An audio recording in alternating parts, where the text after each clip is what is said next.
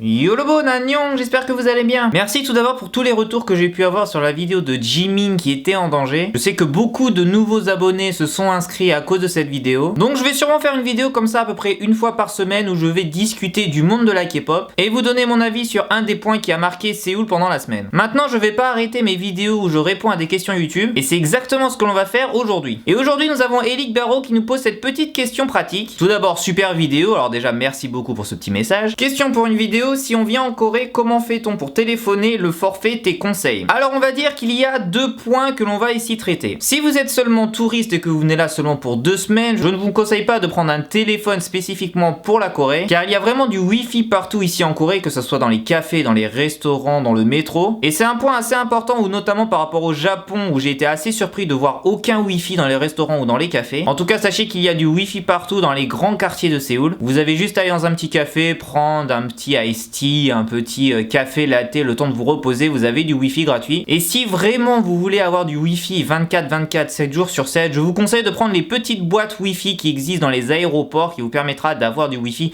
vraiment partout en ville. Maintenant, si vous venez vivre en Corée, là ça va être un peu différent, vous avez deux options. La première option, celle que moi je choisis depuis 2 ans maintenant, c'est de prendre une sorte de carte prépayée. En gros, ce que vous avez juste besoin de faire, c'est d'acheter une carte SIM coréenne. Personnellement, moi je suis chez KT Olé, ce qui est pour moi une des meilleures marques en tout cas en Corée, et donc je suis en carte prépayée. Mais qu'est-ce que veut dire cette carte prépayée, vous allez me dire? Alors on va dire que les cartes prépayées en Corée sont assez simples, vous avez du crédit pour téléphoner et du crédit pour utiliser la 4G en Corée. Le deuxième choix, c'est de prendre, on va dire, un abonnement un peu plus classique, c'est-à-dire un abonnement mensuel, mais attention, souvent ces abonnements mensuels doivent durer minimum 1 an, voire 2 ans. Maintenant, quelle est la différence et surtout quel est le moins cher? Alors comme je vous l'ai dit, moi je suis chez KT Olé, carte prépayée, et on va voir comment obtenir cette carte SIM et surtout combien je paye environ par mois pour utiliser mon téléphone lorsque j'appelle, mais aussi pour utiliser la 4G en Corée lorsque je n'ai pas de Wi-Fi. Alors tout d'abord, vous devez vous munir d'un passeport ou de votre carte Alien Registration, qui est un peu la carte citoyenne pour les étrangers, et vous allez dans un des magasins KT Olé, SKT ou autres fournisseurs de téléphone. Pour moi, le meilleur endroit pour acheter votre carte SIM, c'est le Olé Square qui se trouve à Gwangamun, parce qu'il y a déjà du monde qui parle en anglais là-bas, ils vous expliquent tout, et surtout ils ont tous les formats de cartes SIM qui existent, c'est-à-dire iPhone 4, iPhone 5, iPhone 6, iPhone 7, Samsung ou autres, les cartes normales, les micro SIM, les nano SIM, tout ce qui existe, et tout ça est fait très rapidement. Donc en gros, vous y allez avec votre passeport ou votre carte Alien Registration, vous dites que vous voulez une carte prépayée, ils vous font ça en 5-10 minutes et vous avez un téléphone coréen avec un numéro de téléphone coréen. Maintenant, combien ça coûte? En gros, moi j'ai 30 000 won pendant 6 mois, ce qui correspond à environ 26-27 euros, qui est seulement l'argent que j'utilise pour téléphoner. En gros, pour faire simple, 30 000 won, ça correspond à environ 2 heures d'appel. Et ce qui est vraiment cool si vous utilisez seulement KakaoTalk pour téléphoner ou d'autres logiciels avec votre Wi-Fi, c'est que vous pouvez utiliser ce crédit pendant 6 mois et pas seulement 1 mois. Vous pouvez l'utiliser seulement en urgence, si vous avez besoin d'appeler une ambulance, si vous avez besoin d'appeler les pompiers ou quoi que ce soit. Et ça, c'est toujours pratique, je vous le conseille. Maintenant, avec mes 30 000 won, je ne peux pas utiliser la 4G en Corée. La data pour la 4G, c'est-à-dire un peu l'argent que l'on va utiliser pour utiliser la 4G, est quelque chose de complètement à part. Pour environ 8500 won, ce qui correspond, on va dire, à 7 euros, j'ai 500 mégas à utiliser pour la 4G. Et franchement, 500 mégas, c'est ce que vous allez utiliser par mois si vous n'êtes pas un gros consommateur de vidéos et surtout de 4G. Parce que bon, avec le Wi-Fi qui existe vraiment partout à Séoul, les data 4G sont très peu utilisées. Maintenant, vous pouvez prendre du 1 Go, 2 Go, ce qui correspond le 1 Go, je crois, à 14 000 won, c'est-à-dire 12 euros. Donc si on récapitule sur l'utilisation d'une carte prépayée, vous allez utiliser 30 000 won pendant 6 mois, c'est-à-dire 5 000 won par mois, plus on va dire 8 000 won pour la data 4G quand vous voulez, voilà, utiliser internet, dans le métro, parfois ça passe pas très bien, et bien vous pouvez utiliser cette data à ce moment-là. Pour faire simple et pour faire un peu plus rapide, on va dire que vous allez utiliser entre 15 000 et 20 000 won par mois avec une carte prépayée. Vous allez me dire, oh ça commence à faire cher, nous en France pour 3 euros on peut avoir tout illimité. Oui, mais vous n'êtes pas en France. En Corée du Sud, les forfaits sont extrêmement chers. Je suis allé me renseigner vite fait parce que moi je suis toujours en carte prépayée et j'aimerais passer en abonnement qui est beaucoup plus simple. Donc je suis allé voir le magasin Katie juste à côté de chez moi pour lui demander quels étaient les prix pour les abonnements mensuels. Et là, grosse surprise, il m'annonce un superbe 52 000 won, qui est je crois le forfait le moins cher qui existe, et qui correspond on va dire à 48 euros. Déjà là, clairement la pilule va pas du tout passer, et surtout ce qui est encore plus fou, c'est que vous n'êtes pas en tout illimité. Vous avez seulement 2 heures d'appel, vous avez seulement 5 Go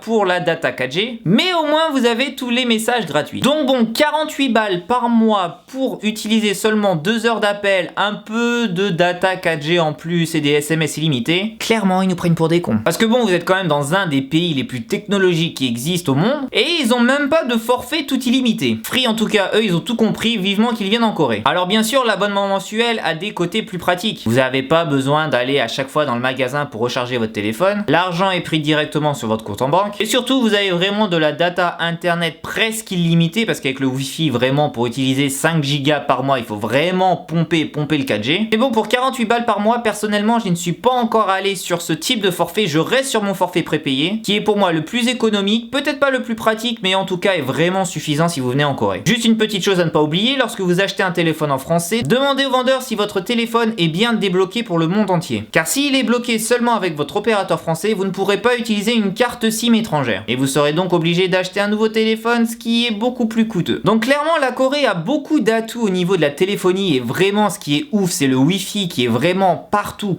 dans Séoul. Mais alors par contre, au niveau des forfaits téléphoniques mensuels, je trouve qu'ils se lâchent un peu. Alors je ne sais pas si les Coréens trouvent ça normal ou pas. En tout cas, moi personnellement, 47 € pour même pas avoir du tout illimité, je passe mon chemin. Alors peut-être un jour par feignantise, je vais passer sur un abonnement mensuel, mais pour l'instant, on va garder notre bonne vieille carte prépayée, car vraiment utiliser la data pour téléphoner pendant 6 mois, ça c'est vraiment cool. 30 000 won, vous êtes tranquille pendant 6 mois, et si vous utilisez tout, vous avez juste à recharger pendant encore 6 mois. Voilà Elik, je pense avoir répondu à ta question, d'avoir fait le tour à peu près de tous les aspects d'un forfait téléphone. Je vous conseille vraiment le Holy Square de Gwangamun, donc la station Gwangamun, car les vendeurs sont vraiment extra, ils parlent en anglais, et ça c'est beaucoup plus simple lorsque vous arrivez en Corée et que vous ne parlez pas un mot coréen. Et je vous conseille vraiment la carte prépayée, surtout pour la première année. Après, si vous trouvez un travail et que vous avez des rentrées d'argent assez régulières, eh bien vous pouvez passer sur un abonnement mensuel qui est beaucoup plus pratique clairement, mais qui est beaucoup plus cher. La petite Elik, tu as remporté ton petit ticket pour la loterie du mois de mars. Peut-être que tu seras l'heureux gagnant d'un album K-pop. Si vous aussi vous voulez que je réponde à l'une de vos questions, postez-les en commentaire. Les questions les plus pertinentes, les questions les plus intéressantes, eh bien j'y répondrai en vidéo. Chaque question sélectionnée aura le droit à son petit ticket pour la loterie mensuelle. Voilà, c'est une petite loterie gratuite que je fais pour mes abonnés. N'hésitez pas à vous abonner à ma chaîne comme l'ont pu faire énormément de monde hier et ça m'a fait vraiment chaud au cœur. N'hésitez pas à laisser un petit pouce bleu, un petit commentaire sur chacune de mes vidéos. Vendredi, on fera une petite vidéo quiz. La semaine dernière, on avait fait un quiz sur les visages asiatiques que l'on devait reconnaître. Cette fois-ci, ce vendredi, on fera un quiz sur l'alimentation asiatique. Est-ce qu'on va réussir à savoir quelles sont les alimentations chinoises, japonaises ou coréennes? Donc on se retrouve dans 2 jours pour une nouvelle vidéo. Neil Tachiman Nayan.